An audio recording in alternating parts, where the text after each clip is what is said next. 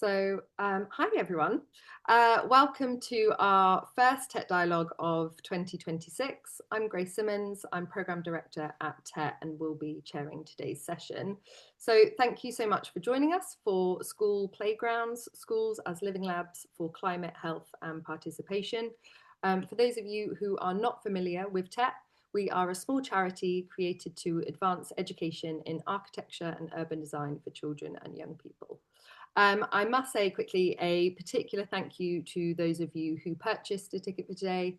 As a small charity, this really helps us to cover some of just the basic event costs, which helps make the event possible. Although that being said, we do want to ensure cost is obviously never a barrier to attending, which is why we have our free community tickets available as well. So thank you to all of you for joining. So today we have the pleasure of learning more about some fantastic projects that will showcase how pupils, educators, researchers and industry partners are reimagining schools as spaces for real-world learning and meaningful change. From net zero behaviour change and co-designed school environments to outdoor learning in parks and playgrounds, the projects you'll hear from today highlight practical, inspiring approaches that put young people at the centre of shaping healthier, more sustainable learning environments. The projects featured today are all award-winning from our Inspire Future Generation Awards, and we're taking really a reflective view at those projects with speakers very kindly sharing their experiences and lessons learned with the audience today. So this session is focused on engagement with primary schools in particular, which links very nicely to our new Imagine programme, supporting teachers to incorporate architecture and the wider built environment into primary education. So our Imagine Awards recognise those teachers, educators and built environment professionals who are doing this work. And so entries are now open for the Imagine Awards, and I really do urge you to make a submission or share this at the very least with any teachers you might know, as each entry will become a part of a larger resource bank that we're creating that will support our growing network of teachers and educators to deliver built environment and place-based learning as part of primary education. So not only will the Imagine Awards highlight and celebrate your activities with pupils, it will have a legacy sort of far beyond this and hopefully inspire and influence lots of teachers and of course in turn pupils. So please do check our website for details on that, on how to submit, and obviously please feel free to contact me to find out any more details. Okay, so that's it. So let's get started and hear from our speakers. So first up is Chris Bryant, who is co-founder of Almanac. Chris led the Department for Education's Net Zero Pilot Behaviour Change Programme, supporting schools to cut energy use and carbon, called Net Zero Needs Everyday Heroes. If you have any questions for Chris or of course any of our speakers, please add them via the Q&A button and we will come to all of them hopefully at the end of the webinar. So over to you, Chris, if you want to share your presentation. Thanks very much. Okay, yeah, let me pop this to share. Then, okay, yeah, so hopefully you can see that big screen now. Yeah, thank you very much. So yes, so I'm going to try and squeeze this into 10 minutes. It's quite a lot to cover. So this is our project, Net Zero Needs Everyday Heroes, which was with the Department for Education. Just to set the background, as you can see, 37% of all public sector building emissions are from the education estate, and that's scope 1 and 2, so energy that we burn on site. So whether that's gas that you burn for your heating or electric, it doesn't include scope 3, so where you get your food from or how people get to work, get to school. And as you can see, it's a pretty big number that the DFE spend on energy per year, and also that means that quite a lot of carbon that they're emitting. And we won a commission with the Department for Education to look at how behaviour change might lower that. And that was part of a wider scheme to sort of bring down energy. We were very much focused on behaviour change. So the aim of the project was to lower energy. No one really knew how much you could lower energy by. There's not a lot of work that's been done in schools around behaviour change and reducing energy consumption and carbon. But obviously, it's also a great opportunity working with schools to educate and inspire. And there's lots of additional benefits around reducing our energy consumption.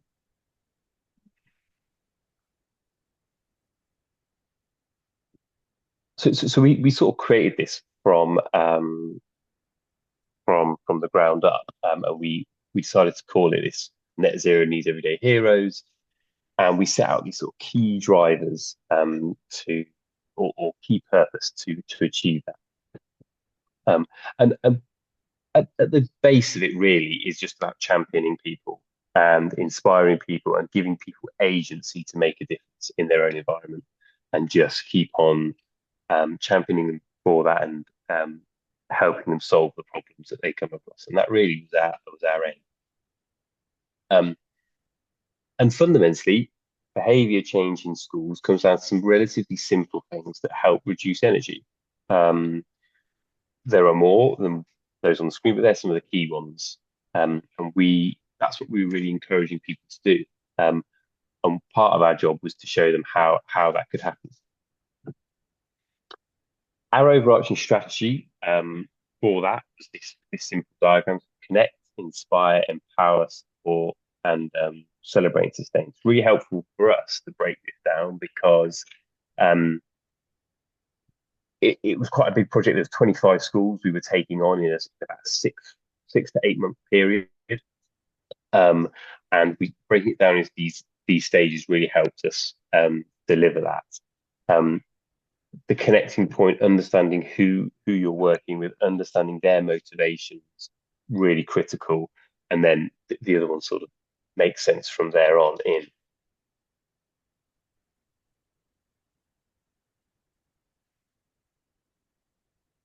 So a big thing that we had to do, schools are super busy. So a big thing we had to do is pitch this to them, even though it was free to them. DFE were providing it, is pitch it to them. So we spent a lot of time creating a very strong graphic identity, um, and trying to understand how it would work for the schools, and basically saying to them, look, this will be really straightforward for you. It's going to save you money. We're going to engage all of the pupils. It's going to be really fun.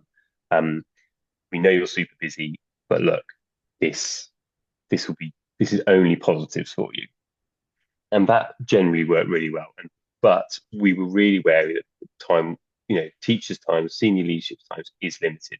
And so that was a really key part of it, which maybe we hadn't thought of originally, but quickly we realised how important that sort of quick sell is to a school. And then one of the first things we asked the schools to do is we said, we want you to form climate action. Now, lots of schools already had eco boards or something, but we said if we're going to make this behaviour change stick, and one of the hardest things about behaviour change, as many as you will know, is sustaining it. We need it not to lie on one teacher, one person. So we said, look, you need a climate action board, which may be an expansion of your eco board or something else you have. But this is important, and it needs to include all these people in it: students of all ages, teachers, senior leadership, governors, and the states. And that will be the catalyst creating this change. And so then we basically gave ourselves half a day plus in each school. And we were really clear that we had to go in school face to face. That half day was all about inspiring and empowering. So it was all about sort of saying, look, this is what we can do together. This is how we're going to do it. And really key to us was connecting with each member of the school, each different role in the school, whether that's senior leadership, teachers, pupils, and also the sort of caretaker side of it. And that's a sort of timetable of what we did at the primary school. And sort of today's a bit more focused on primary school, so I'll spend a bit longer talking about primary than I will about the secondary schools that yeah, I think it's just worth saying that, we came across some really shocking situations. And part of that was around communication, everyone wants to do well in this. That was what was really clear. Everyone wants to save energy. Everyone understands that that's generally a good thing to do. Um, but for some reasons, it wasn't happening. And actually speaking to the caretakers or the estate team was really helpful. We spent a good chunk of time with them because they got so much information that could help us understand why maybe energy is being lost in this. We started with a big assembly that seemed to really work really well with primary schools. Two big takeaways from that was they really enjoyed knowing that they were one of so there was actually 50 schools and two pilots taking part. So they really enjoyed knowing that they were one of 50 schools in the whole country doing it. That really inspired them. And also we created these awards of gold, silver, and bronze, um, depending on how much energy you saved, and they were all really keen to get the gold. So that was two really interesting things. So that the potential of sort of being recognised and the fact that they were pioneers. What we did after the assembly is we worked with a group of year five pupils, and we said to the year fives, you are the leaders of the school.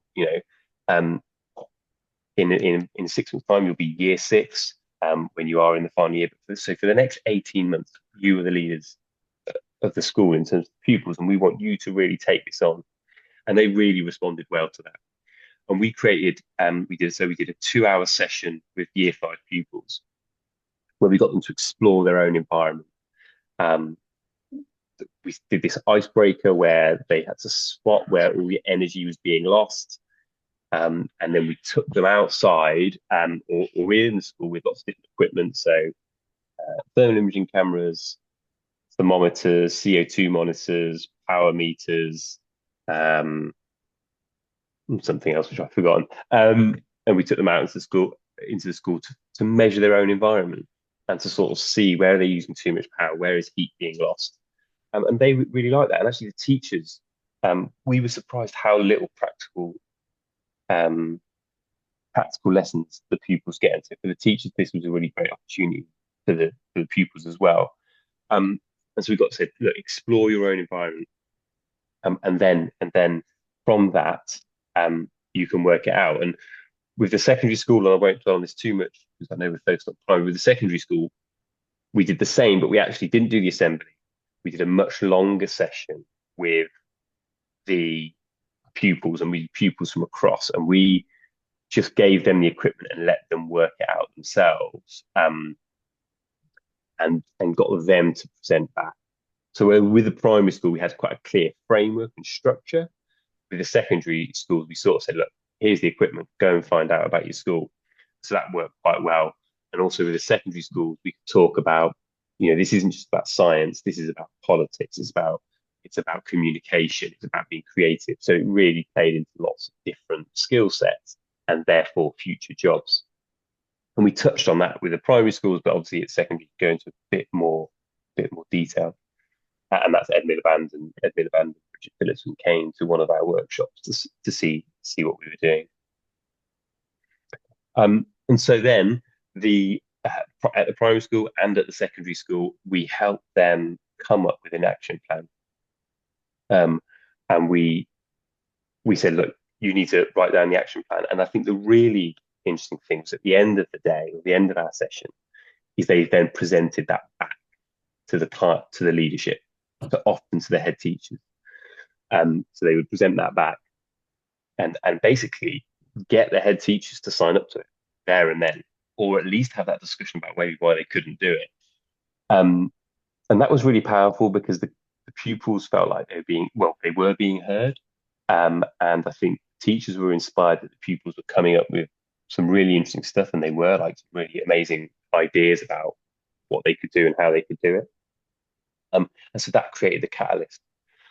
And then we held the first climate action meeting, and we did it like we had a proper meeting, minutes and agendas.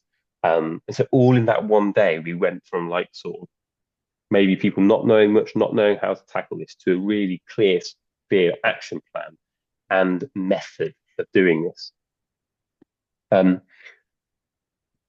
On top of this, what was really good is that we were able to get live data. So part of the program is that the schools that end were being supplied with wherewithal to measure live data if they didn't. So then we could see how much energy they were using every day, every hour, down to the half-hour increment, and that really helps us support the schools in lowering it, and it also could spot where there are um, big big issues. I mean, a classic one is that lots of schools use about the same energy day on Christmas Day as they do on any other day, just because they're not doing proper shutdowns and things. And so one of our things was about shutdowns and different things that pupils could help the teachers with. So we supported them over a period of about 5 6 months. We connected them into all these other really great um, organizations. And that was sort of a key part of this again, is sort of trying to create that um, sustainability, trying to sustain that behavior change, because our work was done. We had a contract that would end, and we wanted to make sure that they still felt supported, and all of these organizations help support different parts of sustainability and carbon code. Like I said, the awards went down well. And just to demonstrate, and I'm conscious of time here, but just to demonstrate, you can see here, for example, the light blue line was the year before, and the dark blue line is the year that we did the workshops. See where we do the workshops, and you can start to see the energy dipping, and in this case, electricity. Again, see the workshop, the dark blue line starts to dip below the light blue line. And on average, we saved 12%, which 12% over a year, which equates to about £12,000 per school. Schools are very different sizes. For the top five schools, you can see that they were saving a lot more. And over the 23 schools that we're involved with, that's about £250,000 saving a year. And just to put that into perspective, that is in terms of return on investment, because that's what DFE and lots of institutions are quite interested in. That's better than PVs, LEDs, any physical intervention that you can do. And so really we see behaviour changes one of the key, or if not the most important way that you can reduce your carbon. And obviously there's all the added benefits around empowerment, lifelong habits, doing this collectively. And we can see from the qualitative feedback, how well this was received. This is the last slide. But yeah, so just some key takeaways there, which you can see. But getting the whole school involved, data is very important. Empowering young people is absolutely the way to go. And really backing them to come up with the ideas, backing them to deliver it, but making sure that they've got senior leadership as part of that. We see that this is the thing that we should be doing first in our schools, looking at how the school within the fabric, with the pupils, with the teachers, can make changes, and that actually sets you up really well to do bigger interventions. So rather than doing behaviour change as a bolt-on, we see behaviour change as the place to start. Thanks very much. Thank you so much, Chris. What an amazing project, and I'm sure we'll have lots of questions from our audience for you on that. But first, we're now going to hear from Dr. Hiral Patel, Senior Lecturer in Architecture and Director of Engagement at the Welsh School of Architecture at Cardiff University. Hiral is going to present the Shape My School programme, which activates school premises as pedagogical tools and establishes innovative ways of working with pupils to co-design their learning environments. And Hiral, I'll hand over to you. Thank you, Grace. Yep, hopefully you're seeing the right screen. Just a second. Okay. Hi, everybody. So today I'm going to talk about Shape My School program, which is a cross-sector partnership to co-design interventions in schools. Shape My School program is a story of learning through co-design, where children co-design interventions in their own school environment. Through this program, we have reached 22 schools in Cardiff's southern arc, which is an area of multiple deprivation. And over 2 years, we have engaged more than 700 pupils through 1,600 engagements. It's quite a substantial program. We have raised awareness of careers in built environment, which pupils might not have heard before, and really opening up the sector for them to aspire to. And we have also developed skills that are aligned with the new Welsh curriculum, which is called Curriculum for Wales. It's a major curriculum development at a national scale that has been launched in early 2020s and is now starting to really embed within the practice. But that's not it. Through this program, we have built partnerships between local authority, local schools, businesses in built environment sector, and Cardiff University. Overall, we have created 21 partnerships over the 2 years. And that's not it. We have built 11 interventions in schools, and they range from, they have a different range of scales. So they could be community gardens or just an outdoor sitting area. Some of them have a very major intervention, like an outdoor shelter or a refurbishment of their outdoor learning space. Some of them have a really meaningful but micro intervention, like painting stones as a way to bond with other pupils and create friendships. So it's been a program that really is about creating interventions without really worrying about what scale that intervention would be. And so that's not it. You might wonder how much this all costed us. And actually, this whole program is mainly funded through social value commitments of all the partners involved. So I'm going to tell a bit about why we needed the program in the first place. And it was really identifying this gap that we had in Cardiff's context, particularly Cardiff Commitment Team that's situated within Cardiff Council, wanted to inspire children from these areas of multiple deprivation, give them better life chances, and connect them with businesses so that they could explore different careers and move towards employment. Businesses lacked structural mechanisms for partnering with schools, and so they might have social value commitments, but not really a clear way in which they could direct those social value commitments to make a meaningful contribution. Local schools, as Chris was mentioning, face significant challenges in terms of time available to engage and participate in such programs, but also they face financial constraints to make any sort of intervention in their school premises. And at university, we really wanted to create sustained engagement that would lead to meaningful impact. So I think there was this clear gap between the four actors involved. So we started this program as an approach, that learning through co-design is the key center stone. And it was to empower pupils to influence their school environment. And in doing so, we drew upon a lot of architectural pedagogies, such as drawing, model making, peer-to-peer interaction, site investigation, and so on, to develop communication and problem-solving skills.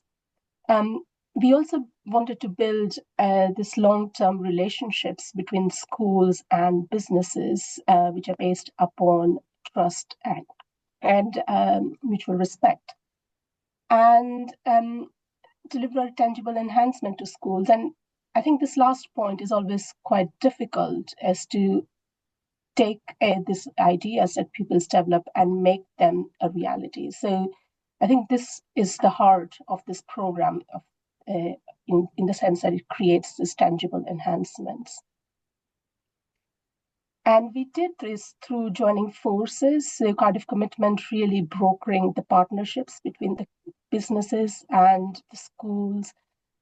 Businesses really engaging their social value commitments in this program.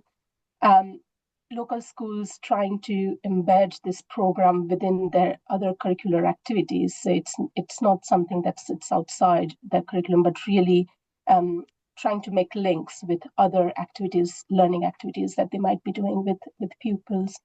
And we kind of supported this program through developing the resources and that are based on the research that we have been doing in the school in Cardiff University.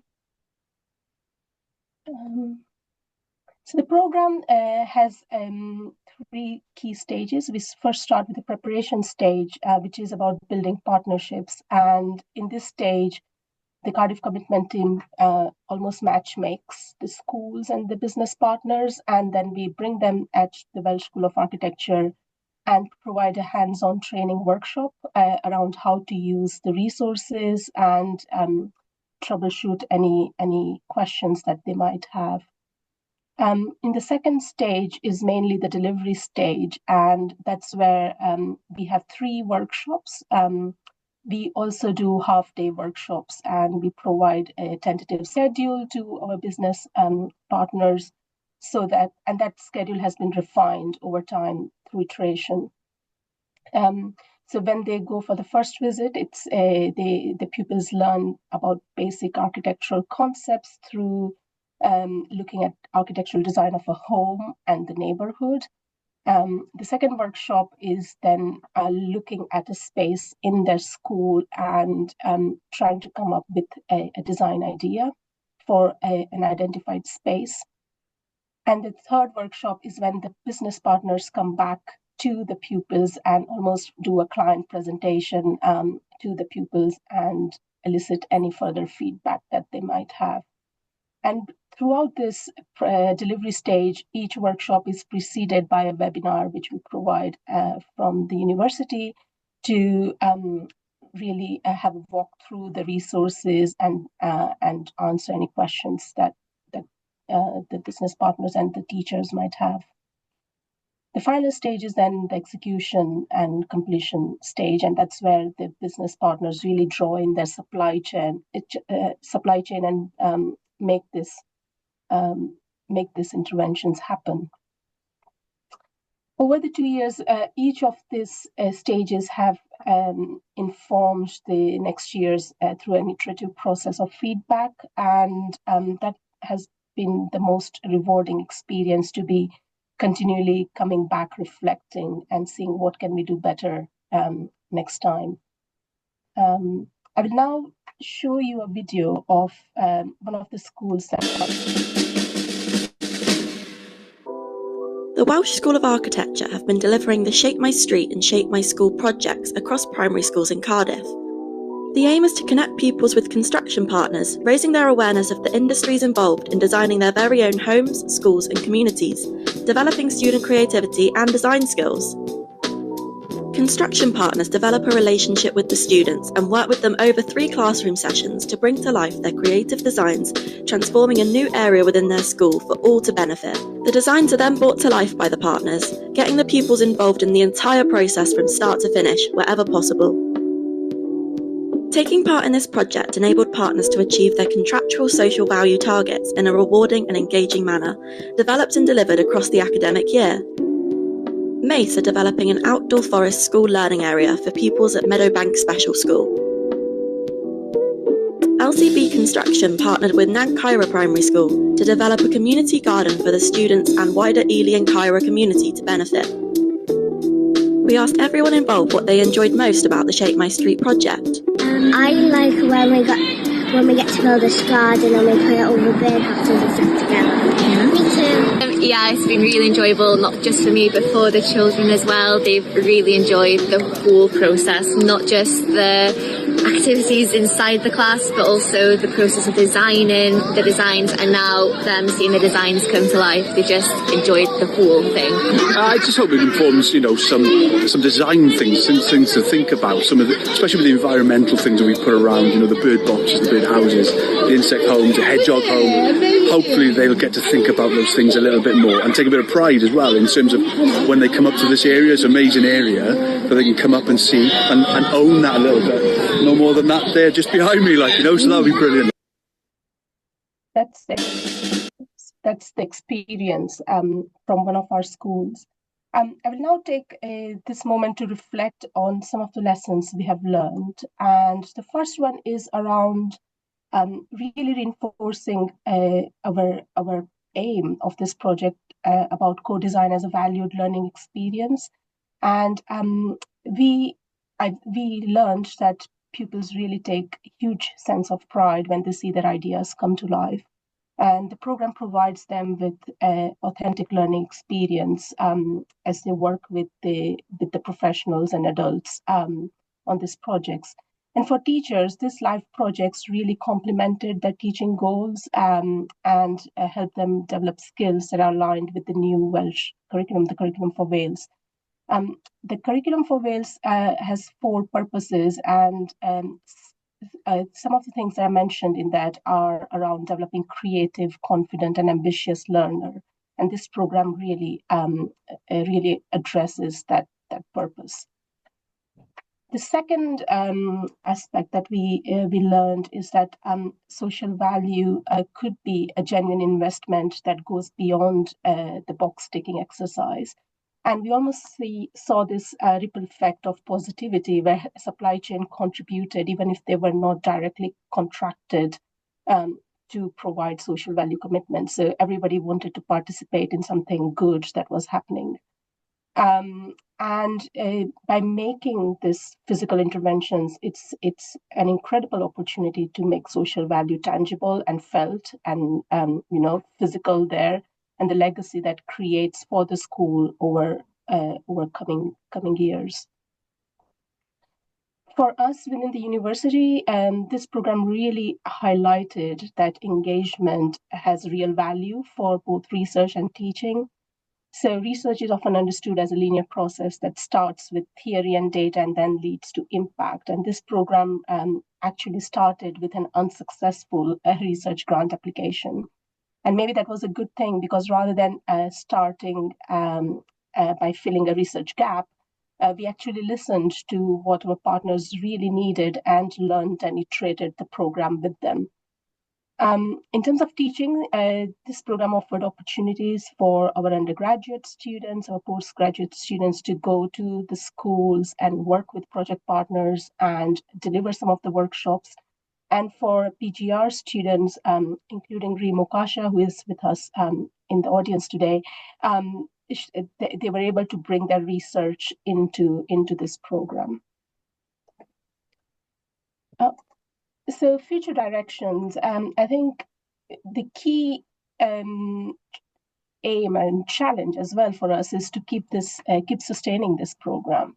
And so it could be through funding, but also capabilities, and how do we retain and maintain capabilities, I think is a huge challenge. But we have identified these 3 key areas of further work. One is around appraising the program, and we obviously have got a range of data sources that have come out from evaluation. But I think looking into in-depth qualitative experiences of pupils would be great. The built interventions are there, and now it would be good to go back and do an appraisal of how that has created meaningful impact within the school and the organization more broadly. And it would be also interesting to quantitatively calculate and study social value that has been created through this program. The next step is around also enhancing the resources that we have got. So we are currently working on a funded project to develop these resources for pupils with additional learning needs, because we went to a school and that had pupils with ALN, And it worked for one of their cohorts, but it didn't work for another cohort. And that meant that we really needed to go back to the drawing board and start again with our resources. So we are doing that in coming months. We have created resources in Welsh now, so it's available in English and Welsh. But also creating these resources in other languages would be really meaningful, because many pupils speak more than one language. And what we have seen is a real sense of innovation from our project partners, because they have been adapting these resources and making it their own and creating adjacent learning resources. So creating a bank of complementary learning activities and resources to pull all of this knowledge together would be quite good. And then the next step is really scaling this program beyond Cardiff, and within Cardiff as well, to other areas. And we are in the process of making these resources publicly available, and also testing these resources in new context going forward. So in that sense, we would love to work with you. So if you think something like this would be of interest within your context, please do get in touch. I wanted to leave you with this quote here, which is from a head teacher, which really encapsulates the significance of this program in bringing pride and joy to pupils. Thank you. Thank you so much, Hirul. Yeah, such an amazing ongoing project, and appreciate you also sharing some of the kind of project, failures and learnings as well there. That's always really, really interesting to share. So thank you. Our final presentation comes from Hugh Dames, Lead of Adventure Learning. Hugh is going to present Adventure Learning, Parks as Healthy Spaces, an active research project that works with schools to deliver curriculum-linked sessions in London parks, and he's been doing it since 2016. So he's an absolute pro. So over to you, Hugh, and yeah, we can see your slides there. Thank you very much. Hi, good afternoon, everybody. Hugh Dames. Yes, I deliver the curriculum through experiential learning and play. I work in, mostly do my work in parks, but I also work in school grounds. I thought two presentations, not one, a sneaky one and then the proper one. I thought just to send a bigger context of where I see some things happening. Firstly, one of the reasons I like parks is I see them as a bit of a portal through time. You can be under a tree and that tree's been growing and been there for 100 years, 200 years. And if it's an oak tree, it would be maybe 1,000 years even. And then you think about what the trees that were before that, and you can go back thousands of years in the shade of the same tree. A breeze, bird song, it really can set it.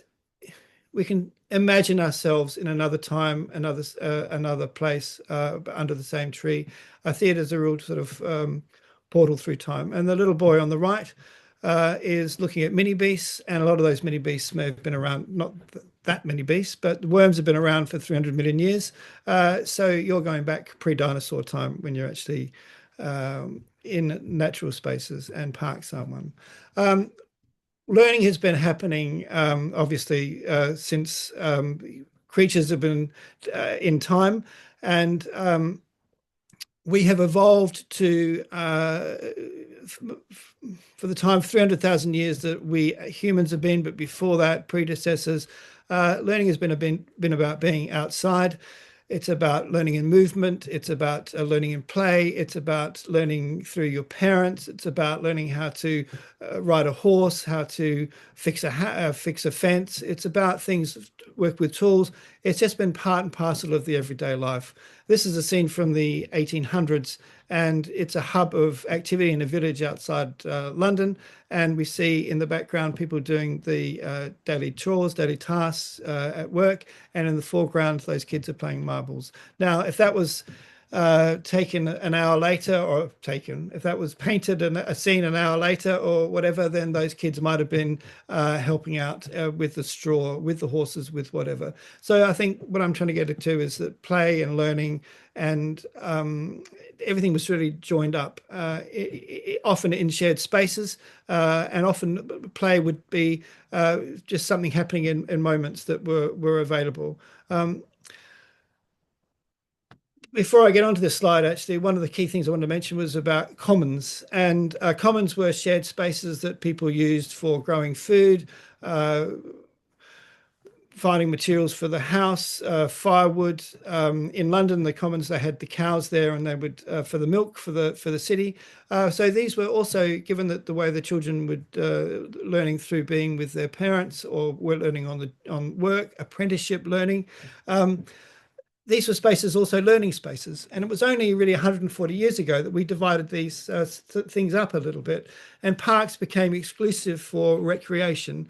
And they didn't have these activities, including fairs, celebrations, and jobs. So parks became something quite separate. Schools also became very much about, okay, we're in the classroom, we sit down and we're here to learn. And if you want to play, we play outside, we play in the playground.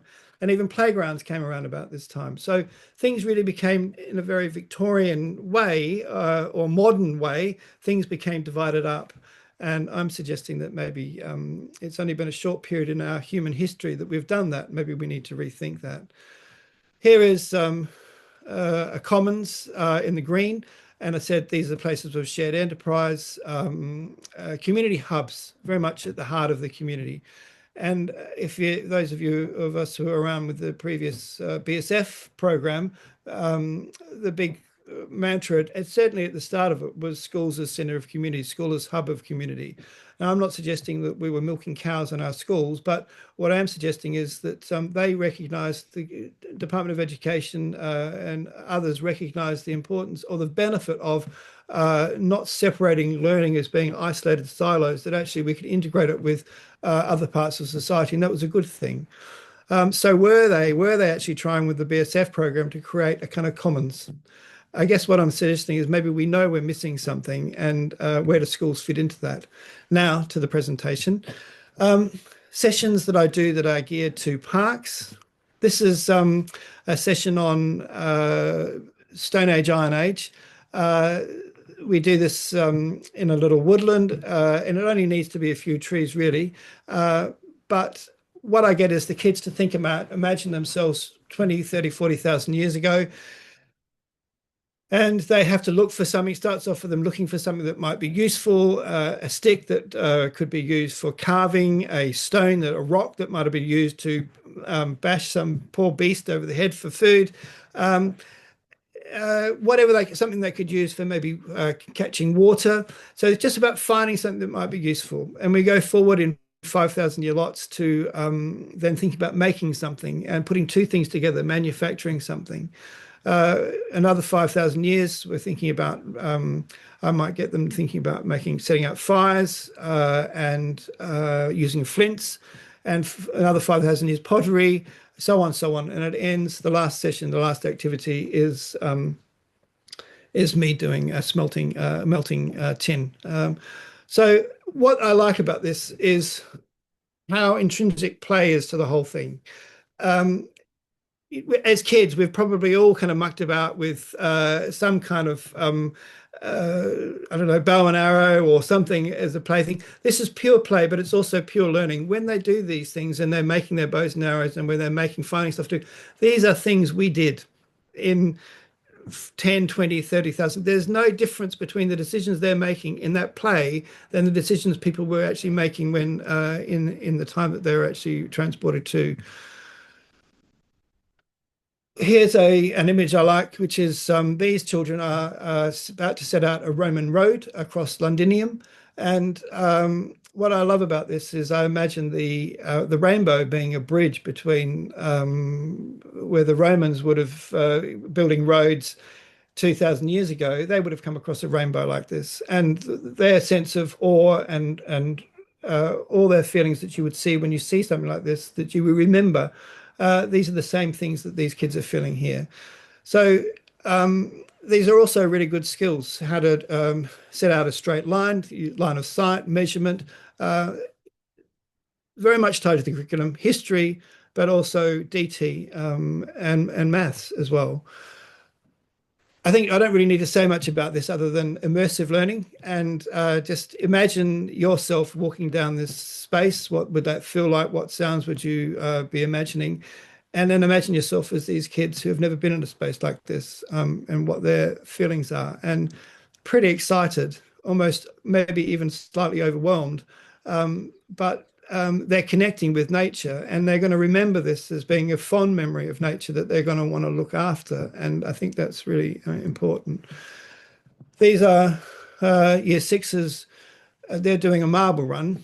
I use golf balls actually, but marble run. But this is a DT, and this is also maths. They've in fair testing. So science DT, maths. They'll be looking at testing out whether the ramps, what kind of gradient the ramp should go for the ball to go whatever distance they want it to. How to manage the speed using their knowledge of forces to think about how they actually can control how the ball travels down their marble run. Also, I just like the way this is sort of really highlights the connection with the land and just being out in a timeless sort of zone. You can see people on a hill doing something enterprising like this going back in millennia. This is about the Indians in North American sort of following buffalo. Why are these structures so suitable for that, a DT section?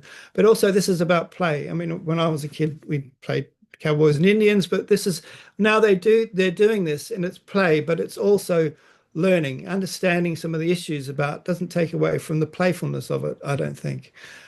I love this particularly, although you can't see the kite, a bit of a dark day, but it had a nice wind going. It was fun. What I love about this is play, but they're learning about forces in flight. And a lot of these kids had never flown a kite before. And now they're in a park, in a part of the park they probably never really used much as a play space, and they're flying kites. And I think what I like about what I do is that I think it broadens up children's vocabulary of play. What are our options? If you hadn't ever been given a kite, you'd never had a go of a kite, you would never think, I'll fly a kite. But now these kids can fly kites, and the next time they fly a kite, they'll be thinking, actually, hang on, I know what these forces are with this kite. So they'll be coming back to forces another point, having that experience to draw upon, having flown kites. Sessions I might do with schools, I think the important thing for schools is I think more and more it's about teachers taking this and running with it, this stuff. And I think that things making it simple, I think maybe the first step for teachers is to use the grounds more, etc. But things have to be simple. This is just bamboo bought from a hardware store with rubber bands as ties. This is about structures and shapes. The one on the top right is angles, maths. Here is maths, sports cones. Every school has sports cones, but actually, on the left, this is for year 2. It's about multiplication. That's 1, 2, 3, 4, 5, 6, 7 by 6 by 4, 24. Place value. Here is a game of place value quotes, which, if anything, I suppose, is my most successful activity. In that, once kids start, they get one level. They'll add up at each horizontal point. There's a 10,000, 1,000, 100, tens, ones. They have to add up numbers using quotes. And if they get that right, they go to the next level, the next level, the next level. And it really does just completely engaged. And it's so lovely to hear kids going 3,562 plus 1,264. And then they know the answer. Without a pen and paper, it's a fantastic thing. Here is sticks are worth 10, cones are worth ones. I think that's 74 minus 11 equals, you tell me, 63. But anyway, here's something on English. This is English, but it's a story map. And here the blue ribbon is the river. The character will be going across, I can't remember what story it is, across the bridge and to the woodland to the right. Anyway, it's getting kids thinking about the story, how the story progresses, and really talking it through and thinking it through, but using the earth, using the ground, using just sticks and leaves as a way of doing English. Spaces. This is a school in northwest London. This is the infant school on the left and junior school on the right. The junior school on the right has no green space whatsoever. It's one head teacher across both schools. The kids walk around to the infant school once a week in summer. In winter, the grass in the infant school gets just too wet, and I use the footpaths around the edge. So I think I think design, obviously you want the perfect thing, and a space that really supports outdoor learning and connects kids with nature. But also I think if you're determined, if you want, you can find ways of working with what you have. This is a favorite space of mine, a school near Crystal Palace. These are just a couple of, in the top right where the yellow is, those trees there are conifers. I think no matter how wet it is outside, it's dry as a bone underneath. Incredible. And what I like about this is in fact, I did Stone Age sessions in those trees there. You are so absorbed with where you're at and building your tools and doing everything, you forget that the world is around you. Completely absorbed. But what I love is this connection to this green sports pitch is perfect, because then you can do other activities, separate sessions. So this is a really good kind of space to be working with. This is about, I know the London plan talks about placing schools closer to green spaces. Well, here's a perfect example of Ladywell Prendergast School, right on the edge of Ladywell Park, and just perfect. Here is in the bottom right is where the forest school, for the base is, Ravensbourne River. And again, at the very bottom, you'll see a slightly yellowy bit. That's the sort of open space we use for different activities. Just above that is a bowling green. Always wanted access to the toilets. Toilets is a key thing. No toilets is really hard for schools to sort stuff out if there is no loo. Bowling green, unfortunately, never managed to get the loo, but still a really great space. Here, I won't go into this, but the train station is 3 minutes away from the space that I use. And again, this idea of having the open space with wooded space, it's spoilt for space in this one. This I wanted to show you because this is a little pocket park, and that school in the top left had never used this park. And schools don't think about it. They would go to Beckham Place Park. In fact, even the school before Prendergast would visit me in Crystal Palace Park and never used as far as I know, didn't really use the Ladywell Fields until we started working together. This one is fantastic sessions here. So just getting schools to think through, we have this asset, you just tend to walk past it on the way to something else because it's just there. I think it's just a really big step just to get them thinking about just using what's there in front of, across the road next to them.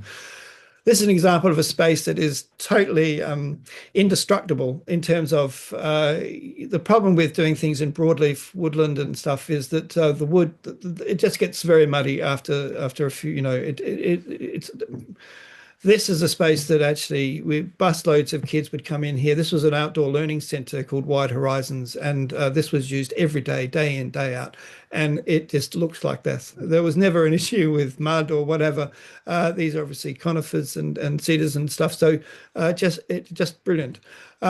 So I covered a lot of ground, but benefits of experiential play-based learning, I think, is increasingly recognised that this is particularly in early years, but as time goes on, also older years as well, deeper understanding, better memory retention, higher engagement, creativity, problem solving, well-being, physical health, real-world connections. I think the more people recognise this, the more challenging it will be to think just only about the classroom, and that means thinking about outdoor spaces more. And I think then that also means with tightly spaced, so tight and difficult, thinking more about using local parks, local green spaces. And I think for me that's a good thing when you think about that. The commons, and you think about community hub. I think the idea of taking learning into those spaces is just there.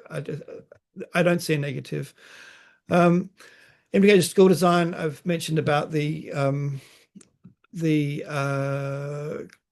classrooms and taking stuff into green spaces. I don't probably need to go any further into that. Parks as healthy spaces, bringing play, community and learning back together. learning and play as hubs of community, connecting children and the community with the natural world that sustains us, and raising attainment and reconnecting learning with movement, so health. So I just think it's a win-win-win-win-win.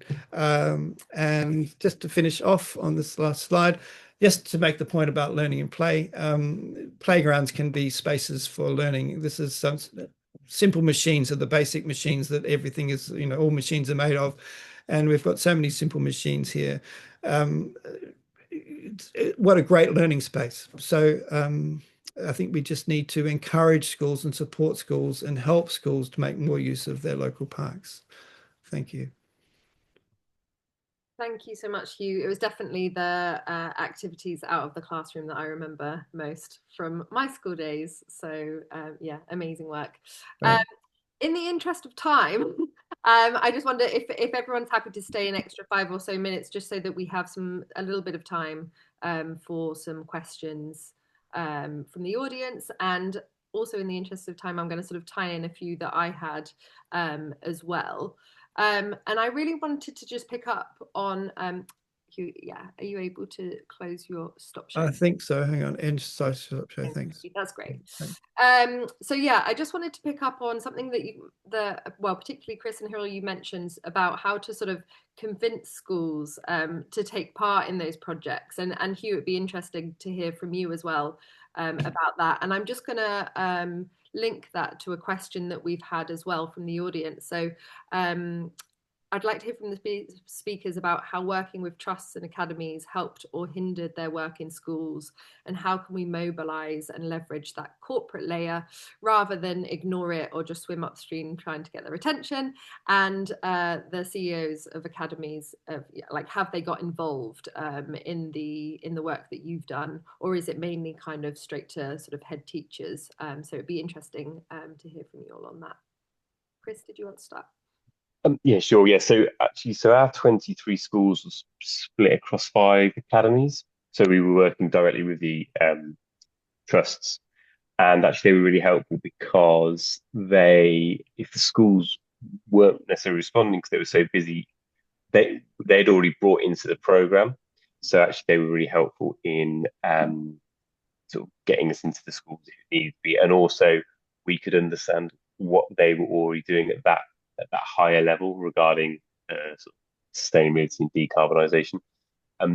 So from our point of view, for the project we were doing, it was quite helpful to have that layer above rather than having to approach 23 unique organisations, as would have been if it'd been different. Yeah. Carol, have you got anything to add? We didn't work with trust or academies. We went directly to head teachers and schools.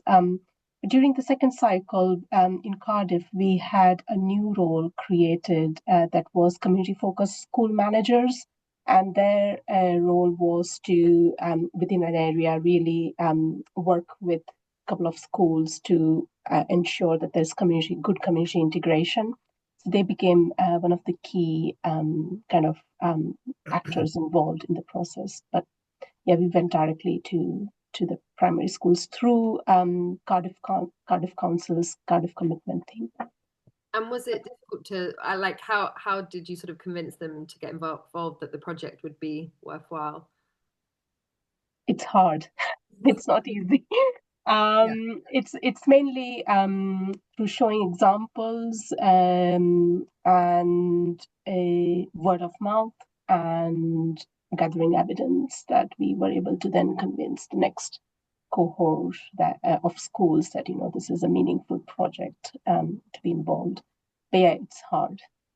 And Hugh, how about you as a sort of small program that you run, but for a long time? Well, I think there was only a school that I've been working with since for a long time. 2018 probably became a trust, a kind of an academy, shifted to academy.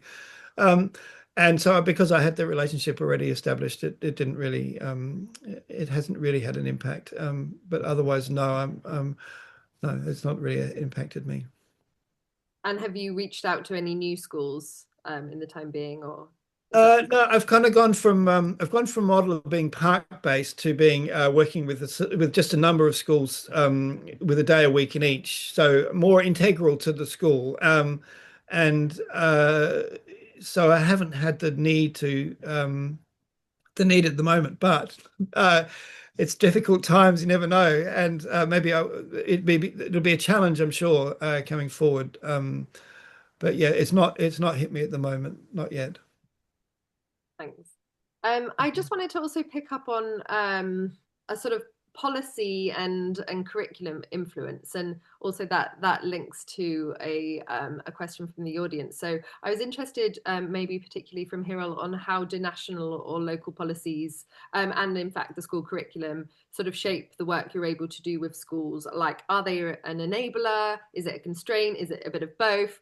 And then also from the audience, is the uni that joined forces with an initiative from the municipality? Is there a local policy for getting the municipality involved with the educational spaces, or was there a starting point from a social perspective? And there's a follow-on question that the helix of innovation indicates business, private sector. Was it hard to have them on board, and did they get ESG points? And what are the ways to recognise their involvement? There's lots of questions in there for you, Hiral. Yeah. I think the Cardiff Commitment team is quite unique within Cardiff Council, and they are the glue that really make partnerships work.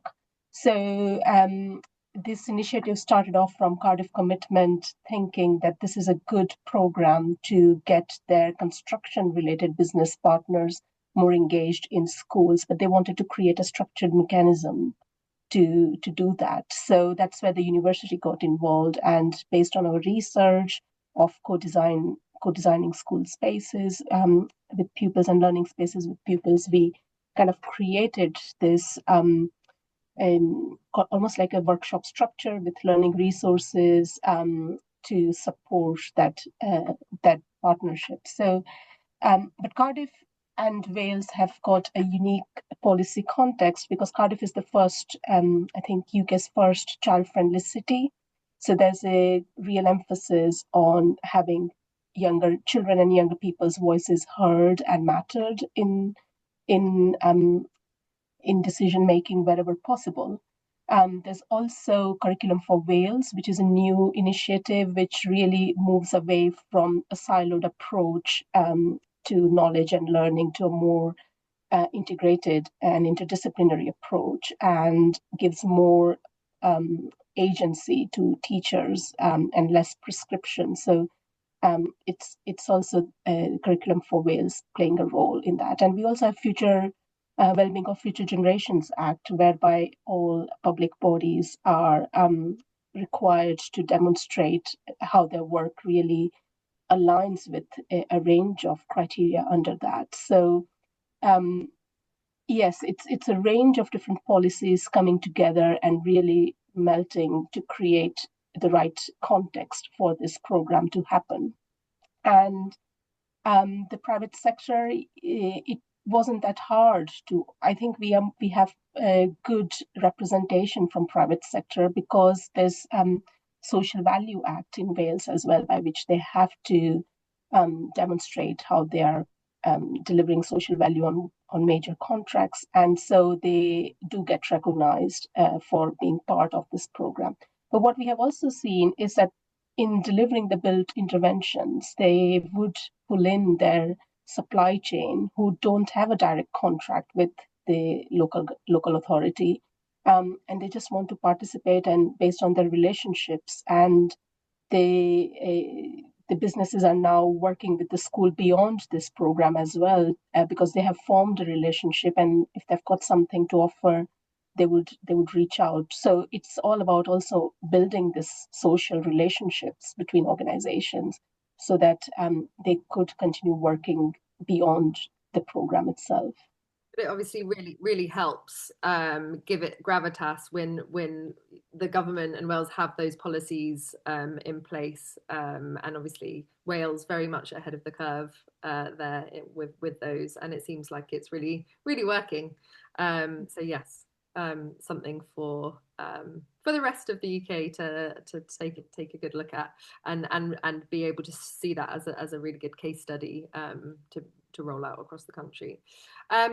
There's also just a final question, just in terms of, we've obviously talked maybe about cities and urban spaces, but schools in villages with obviously abundant access to green space. So the questions are curious how the speakers think village schools may utilise spaces to benefit the village local economy that maybe don't have that local governance and social policies.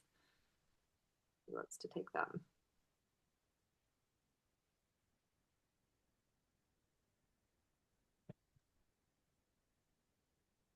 Well, I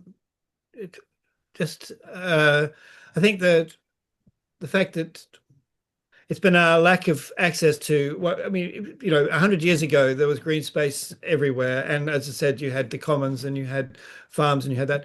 I guess it's about, interestingly, about the local economy. I think that could be really, really great, working on farms, doing stuff that I had not thought about that. I think that could be a really great, bringing those connections between farms and I mean, children go and visit school trips to go and stay on a farm and to experience what it's like to be in a farm. But often, my understanding, my experience of that has been city schools going to a farm to experience the farm lifestyle, versus schools, rural schools being just having it at their doorstep. That would be a really interesting. That would be something I'd be quite interested to be involved with. That would be really interesting. And you'd think how would it benefit the farm? How would it benefit the school? Could be really worth exploring. Yeah. So I think sorry, Harold. The other thing maybe I could add is that in Curriculum for Wales, there's a huge importance to place-based learning, and how would a session happening in a classroom in London versus a classroom in Cardiff versus somewhere outdoors in Wales differ from each other. And so what can we learn by immersing ourselves in a place? And there's a huge and strong farming culture in Wales as well. So I think, and there's interesting research looking at what can be learned from an educational and a pedagogical perspective from that farming culture and bring that into our curriculum. So I think it's walking the land and being embedded in the place is really important. Offers great possibilities for learning. Thank you. Chris, any final thoughts before we close and finish? No, I think very good question. Know the answer. Yeah, thank you so much for staying an extra 10 minutes there to answer some of those questions. That's definitely all we've got time for. Obviously, a huge thank you to our speakers for sharing their insights today. And obviously, thanks to the audience for joining us. Just to say, our next TET Dialogue is taking place on Tuesday, the 14th of April. And this one is focused on neighbourhoods and using play and nature as long-term changes. And obviously, that place-based learning, Harold, that you mentioned is certainly key to that. So more details of that can be found on our website. But yeah, thank you for joining, and hopefully see you next time. And good night. Thank you for putting it on. Brilliant. Thank you. Thank you. Bye. Thank you. Thanks. Bye. Bye.